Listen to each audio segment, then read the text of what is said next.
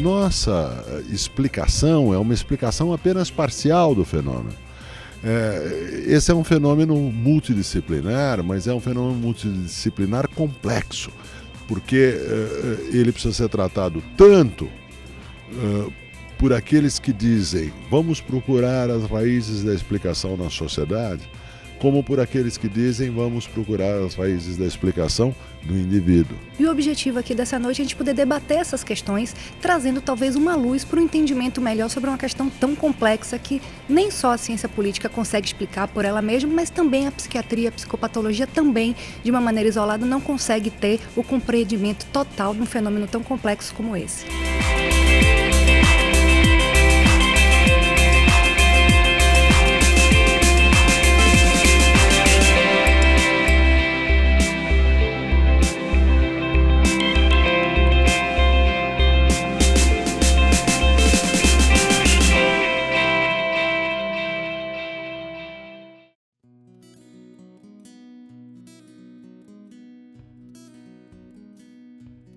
A ideia, o que move a minha fala hoje, é uma perplexidade que eu tenho quando eu vejo notícias na mídia de comportamentos políticos radicais, de que as pessoas se explodiram para matar algumas outras, outro subiu no telhado e matou metade da escola.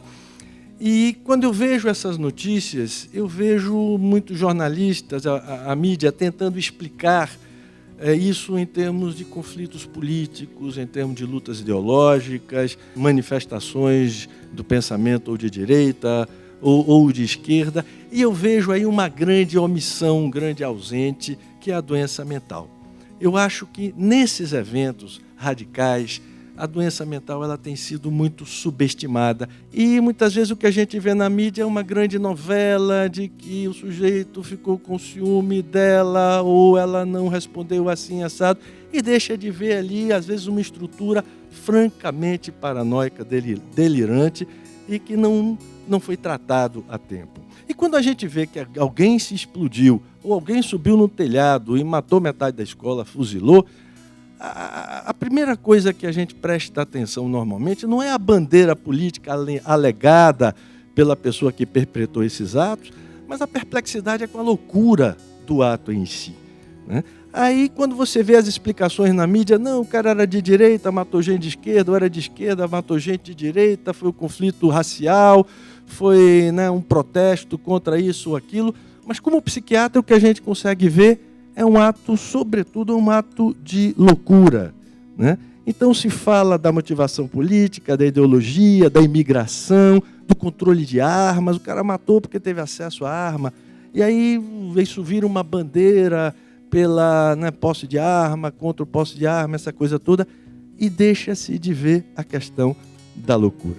Então, para um psiquiatra, um atentado suicida, ele é, antes de tudo, um suicídio. Mas é que a doença mental ela tem esse poder, ela é manhosa, ela se esconde, ela se nega, né? E é por isso que a gente não consegue ver. A doença é muito convincente. O Jasper, que é um psiquiatra clássico, ele tem um ditado que ele dizia: é mais fácil um doente mental convencer 100 pessoas mentais 100 pessoas normais de alguma coisa, do que 100 pessoas normais convencerem o doente mental.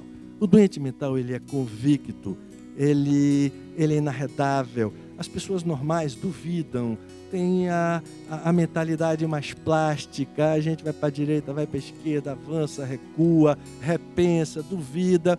O doente ele é sempre convicto, né? E da convicção para o que a gente chama de ideia prevalente, que é aquela convicção exacerbada que a gente vê muitas vezes em campos não só políticos, mas religiosos também, já fica na fronteira da patologia, até o delírio franco, que é aquela convicção que vai se descolando da realidade. Me despertou a minha atenção para os aspectos psicológicos da vida humana. Costumamos, justamente como ele mostrou, a justificar esses atos como influências sociais, etc., sem nos darmos conta que muito vem, às vezes, dos problemas biológicos de saúde.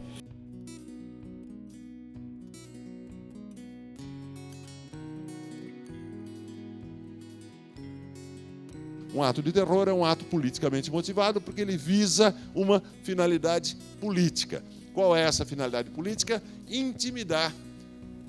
Por meio do terror, por meio do pânico que se provoca numa população, intimidar uma autoridade política, um governo, uma organização internacional a fazer ou deixar de fazer alguma coisa. Das organizações terroristas, das redes terroristas, eles dizem que eles têm um outro objetivo. Muitas vezes eles dizem que eles têm um outro objetivo. E esse outro objetivo é convencer as pessoas de alguma coisa.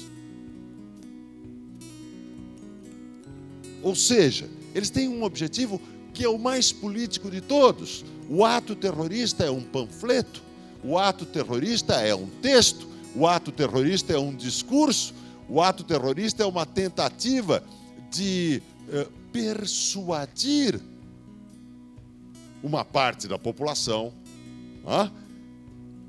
um grupo de pessoas, um grupo religioso, a persuadir de uma certa doutrina política.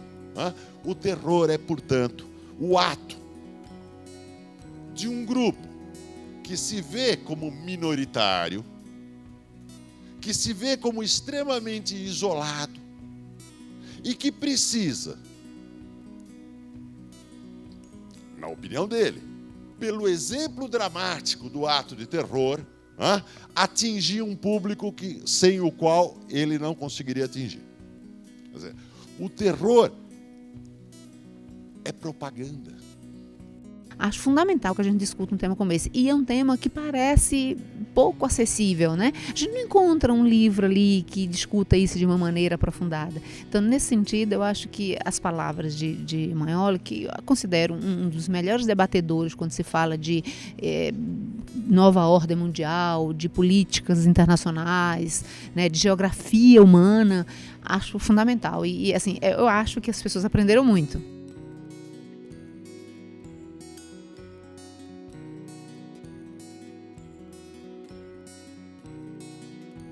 Pensando no que a gente ouviu aqui essa noite, eu queria saber a sua opinião, Demetrio, em relação a como você vê a evolução desse fenômeno da Guerra Santa, da Jihad, pensando especificamente num fenômeno que a gente tem visto muito nos bairros periféricos de Londres, onde comunidades vêm se instalando e, na verdade, impondo costumes muito diferentes do que uma sociedade ocidental como a londrina está acostumada. E para Luiz Fernando entender, assim, explicar um pouco para a gente como é que essa questão desse contraste ou dessa imposição de valores e comportamentos diferentes pode influenciar no convívio entre essas pessoas, no comportamento e na parte psicossocial. A primeira coisa é admitir que o problema da radicalização não é um problema externo, não é culpa do estrangeiro. São franceses, são ingleses, é gente que nasceu no país que está cometendo os atentados terroristas. Não é mais como o 11 de setembro de 2001, que eram os terroristas infiltrados de fora. Eu acho curioso e relevante que você aponta que nesse caldo de cultura, nessa revolta que vai fermentando nesses guetos, você enfatiza que não são os pais, certamente não são os avós também, mas são os jovens. Então, a gente sabe que os jovens, a adolescência é um período na fase das pessoas de extrema vulnerabilidade, de extremo tumulto emocional, vulnerabilidade, confusão. A gente costuma dizer em saúde mental que a psiquiatria é uma síndrome patológica curada pelo tempo, porque diante do adolescente a gente só tem que mantê-lo vivo, principalmente quando a gente que trabalha com adolescentes problemáticos, adolescentes drogados, violentos, delinquentes, não é? A gente tem que, às vezes, mantê-los vivos e esperar o amadurecimento para que, a partir daí, eles passem a começar a controlar seus impulsos e instintos extremamente exacerbados pela própria idade. E aí, enquanto você falava, me chamava a atenção algumas coisas do Freud sobretudo aquele mal-estar da civilização, texto clássico, e outros textos sobre a formação do superego, né? Que o superego seria justamente a incorporação dos valores sociais, a incorporação, a formação, a introjeção desses valores, a formação de uma instância mental, que seria aquela instância que controlaria, limitaria os nossos impulsos e instintos mais primitivos. Aquela instância que, diante de um ato, de um sentimento de ódio e um desejo de agredir, põe um limite e diz não. Não é? Vou, de repente, quebrar um copo ou chutar uma cadeira para não atirar em alguém. Não é? A censura social, mas a censura social introjetada, formando a psique. Então, você me fala de adolescentes, e aí você me fala de uma situação social que são esses imigrantes vivendo em condições precárias, na marginalidade, sem grandes alternativas sociais. E aí, possivelmente, eu começo a pensar que nessa condição, não é, certamente é difícil para uma adolescente incorporar valores, digamos assim, saudáveis e poder se desenvolver. Quer dizer, esta parte da formação superegóica estaria prejudicada. Eu acho que uma coisa que dá uma resumida nisso é a gente pensar que os fenômenos psiquiátricos são, na verdade, o resumo de um tripé: genética, predisposição genética, ambiente e personalidade. Vocês estão falando exatamente disso. Quando a gente junta esse caldo aí de predisposição genética, ambiente desfavorável, hostil ou agressivo, que estimula a violência, e ainda características de personalidade, que vai fazer exatamente a diferença de quem vive naquele ambiente e não comete atos como esse, e aqueles que vivem e cometem. Eu acho que a gente, somando esses três artefatos, aí, esses três pontos específicos, a gente consegue entender um pouco melhor esse fenômeno. Isso é muito elucidador, uma vez que a gente vive numa sociedade onde a gente é ensinado a pensar de uma determinada forma e não como adquirir essa forma de conhecimento. Então, eu acho que a OLI está sendo muito inovadora nesse aspecto de trazer vários campos do saber para ser uma coisa integrada, para entender que não é uma coisa nem outra, mas tudo é uma coisa só.